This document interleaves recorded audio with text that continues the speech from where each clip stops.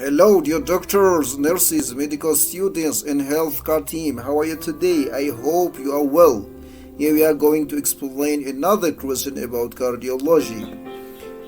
A 62-year-old woman with long-standing anxiety is seen in the outpatient department.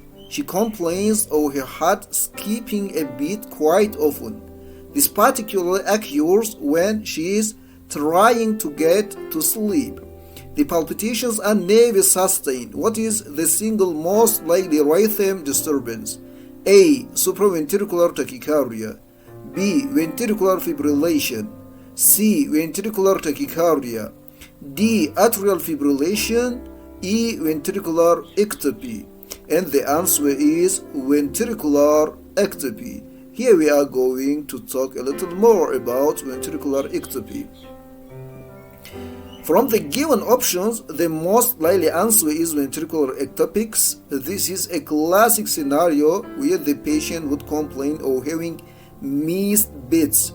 They are usually otherwise as asymptomatic. If ventricular ectopics occur in a normal heart, example without any cardiomyopathy or ischemic heart disease, though symptomatic, it's a benign and is of no clinical significance, and there is no any worry.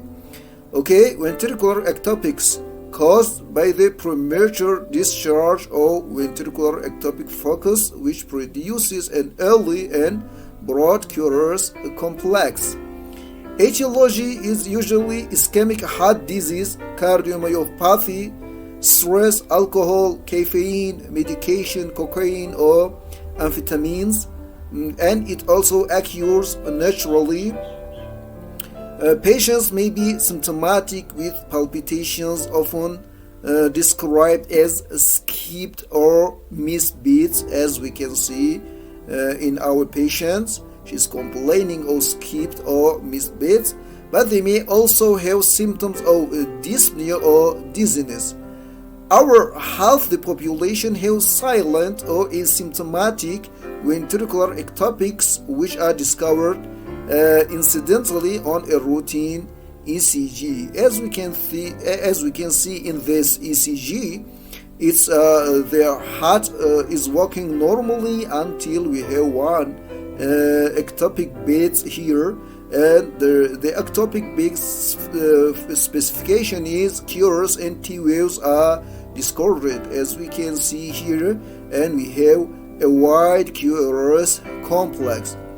Also, we can see in AVF lead we have normal heartbeat until we have one ectopic beats with Q or Rs and T wave discordant, and the normal beat is going on. Okay, in clinical practice, it's important to identify the presence of an underlying cardiomyopathy or ischemic heart disease if it's present. If neither of these are present, then it's likely that these ventricular ectopics are benign and of no worry. Okay. Patients with no ischemic heart disease or cardiomyopathy have an excellent prognosis. However, if ventricular ectopics are secondary to heart disease like myocardial infarction, it may precipitate to more life-threatening arrhythmias like ventricular fibrillation, and we must note this point. If the patient is coming with